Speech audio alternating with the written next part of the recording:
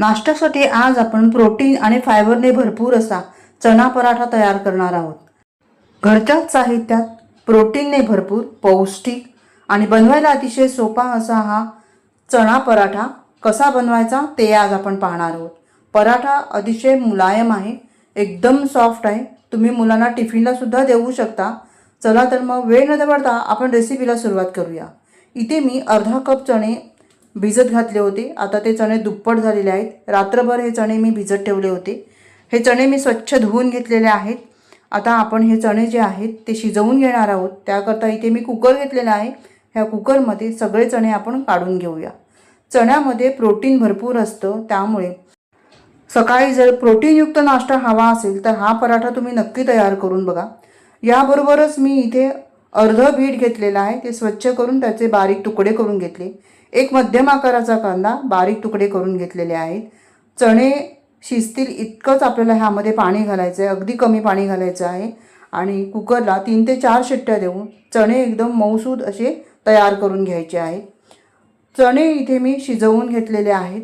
4 शिट्ट्या देऊन मी हे चणे शिजवून घेतले। आता ह्यातलं पाणी जे आहे ते आपण वेगळं करूया। पाणी जे आहे ते आपल्याला फेकून द्यायचं नाही, तर त्याच पाण्याचा वापर आपल्याला पुढे ह्या पराठ्यामध्ये करायचा आहे। तर पाणी आपण बाजूला ठेवून देऊया। चणे आपण थंड करून घ्यायचे थोडेसे।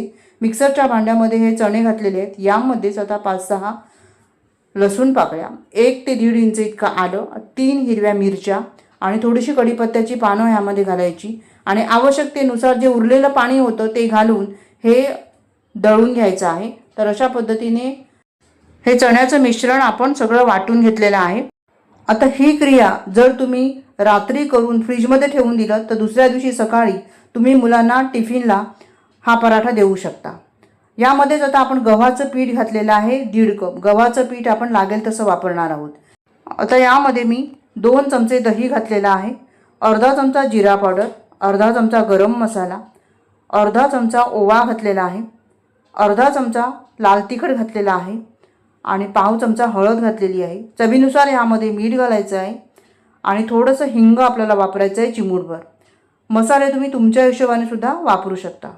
फायबर मिळण्यासाठी इथे आपण फ्रेश अशी 1 वाटी कोथिंबीर बारीक चिरून घेतलेली आहे, बारीक चिरलेली मेथी घेतलेली आहे 1 वाटी आणि बारीक चिरलेला शेपू घेतलेला आहे 1 वाटी।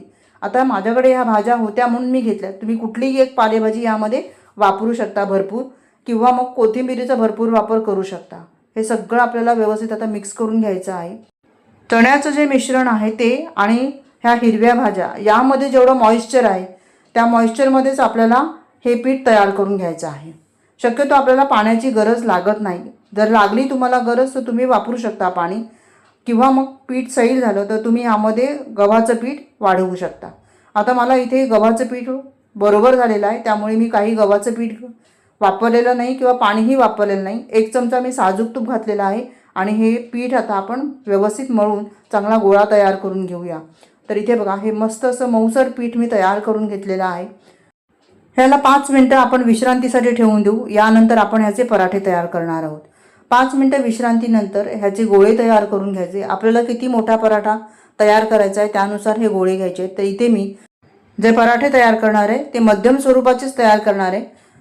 आता हे लाटण्यासाठी मी गव्हाचंच सुकं पीठ घेतलेलं आहे आणि पराठा आपल्याला लाटायचा आहे। अगदी सोप्या पद्धतीने हे पराठे तयार होतात, मात्र हे पराठे चवीला अतिशय उत्कृष्ट लागतात। याशिवाय या पराठ्यांमध्ये प्रोटीन आणि फायबरचं प्रमाण भरपूर आहे, त्यामुळे हेल्दीसुद्धा आहे। तुम्ही मुलांना टिफिनला देऊ शकता, नाश्त्यासाठी तयार करून घेऊ शकता, किंवा मग दोन्ही वेळच्या जेवणासाठी सुद्धा तयार करून घेऊ शकता। पराठा इथे लाटून झालेला आहे, आता आपण त्याला शेकून घेऊया। मध्यम आचेवर आपल्याला हा पराठा मस्त असा खरपूस शेकून घ्यायचा आहे।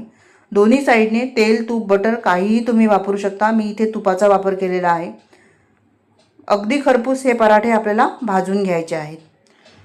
पराठे बनवायला अतिशय सोपे आहेत, याशिवाय चविष्ट आहेत आणि आदल्या दिवशी जर तुम्ही तयारी करून ठेवली तर मुलांना टिफिनला पण तुम्ही हे पराठे देऊ शकता। चला तर मग आता हा पराठा बघा मस्त असा आपण खरपूस भाजून घेतलेला आहे, याला आपण काढून घेऊया आणि याच पद्धतीने आपण बाकीचे सर्व पराठे तयार करून घेणार आहोत। हे पराठे तुम्ही लोणच्यासोबत किंवा दहीसोबत किंवा रायत्यासोबत मस्त खाऊ शकता. अगदी मस्त नाश्ता आहे. त्यामुळे जास्त चटणी बिटणी बनवण्याची सुद्धा गरज नाही आहे. असे हे पराठे आहेत. सकाळचा पटकन होणारा नाश्ता आहे. रेसिपी आवडली तर व्हिडिओला लाईक करा आणि चॅनलला सबस्क्राईब करायला मात्र विसरू नका. घेतलेल्या साहित्यापासून मस्त असे 10 ते 11 पराठे तयार होतात. एकदा का हे पराठे तुम्ही तयार केलेत तर नेहमी तुम्ही असे पराठे तयार करतील इतके चविष्ट हे पराठे तयार होतात. व्हिडिओ पाहिल्याबद्दल तुम्हा सर्वांचे खूप खूप आभारी आहे. पुन्हा भेटूया अशाच एका छान नवीन रेसिपीसह. तोपर्यंत धन्यवाद. Bye bye.